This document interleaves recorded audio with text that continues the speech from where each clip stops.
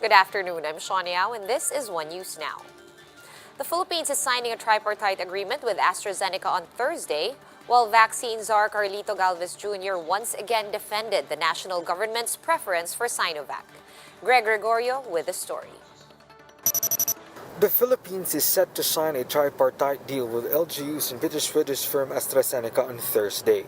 Vaccine czar Carlito Galvez Jr. says the agreement will cover more or less 20 million doses. This is on top of the previous deals involving the private sector. As for the government's preferred Sinovac, Galvez once again defended their choice. 50,000 vaccine doses from the Chinese firm will arrive in February. Overall, the national government has secured 25 million doses, although without any regulatory approval yet from the Food and Drug Administration. Medyo mura po ito. Pangalawa, gagamitin po ito sa Singapore at Turkey at saka sa Indonesia. Ang Malaysia po ay gumagawa ng manufacturing capacity ng Sinovac at gagamitin rin po itong Sinovac dito po sa Brazil at saka sa Egypt. Kung ito po ay gagamitin ng mga advanced countries na katulad ng Singapore, ay palagay po natin na nakita natin na ito ay talagang effective at efficient. The Chinese pharmaceutical company has not yet applied for an emergency use authorization in the country. Nilalakad na po ngayon at nag-aano po sila ng kanilang mga clinical trial. Ang kanilang phase 3 clinical trial, kino-consolidate lang po nila yung sa Brazil at saka sa Turkey. At sinabihan na po kami ng embassy na once na available na po yun, ay yun po ay bibigay sa FDA. Nag-communicate na po ang Sinovac sa FDA at at the same time, nihintay din po ng Sinovac, ang kanilang company ay mabigyan na tinatawag na EUA ng China for general use. Kasi ang EUA po ng Sinovac is only for limited use na binigay po noong last August.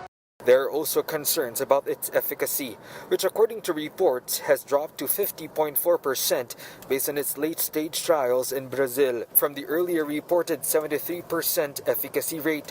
Dr. Nina Gloriani of the Vaccine Experts Panel has assured the public that data from Sinovac will undergo strict regulatory process once they reach the VEP. Yan ay galing sa press release. Ang Vaccine Expert Panel ay titignan po yung technical data nila. Kailangan makita natin isa-isa yung mga datos nila bago natin bibigyan ng conclusion or ano talaga sila. The Health Department once again assures the public that they won't allow any unsafe vaccine to enter the country. Pagpasok po dito sa ating bansa, pag-aaralan po lahat yan, yung mga claims na yan po mga isasubmit na mga publications, pag-aaralan po lahat yan ng Food and Drug Administration natin at kasama po nila yung expert panel nila para makita nga po kung talagang safe ito, kung ito'y ligtas at magiging efficacious, we will only procure safe and efficacious vaccine. The 20 million doses of Sinovac's vaccine is among the 148 million doses of vaccines to be procured by the government from 7 vaccine manufacturers. These include Pfizer, Serum Institute's Novavax, Janssen of Johnson & Johnson, Sputnik V of Russia's Gamaleya, AstraZeneca, and Moderna. 82.5 billion pesos will be allocated for these shots. In an interview with One News, the Chief's Finance Assistant Secretary Paula Alvarez explained the sources for the vaccine budget. The numbers are, so for the Department of Health, we have allocated 2.5 billion.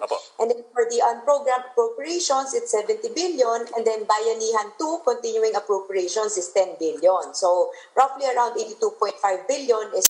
On top of these, 40 million doses are expected to arrive in the Philippines through the COVAX facility by the World Health Organization in Gavi. Galvez says all logistical preparations will be accomplished by the end of the month. Sub-zero storage facilities are also in place in Metro Manila, Cebu, and Davao, while other cold storage are in DOH facilities across the country. For News 5, Greg Gregorio, we are One News. Vaccine czar Carlito Galvez Jr. says that LGUs will be responsible in administering the inoculation of their constituents. In today's Laging Handa briefing, Galvez said LGUs must coordinate with the health department in mass vaccinations, while the national government will be in charge of supply and other logistical requirements. The national government will also ensure the equitable allocation of vaccines to different LGUs. Gagawin po namin equitable po yung allocation. And then pagka meron na po siyang ang allocation niya 70%, yung nabili niya is only 30%, yung 40% pupunan po ng gobyerno. Yung mga LGU na hindi po makakabili dahil wala po silang pondo, kami po ang magpupuno ng the whole 70%. We'll have more stories after this quick break. Stay with us.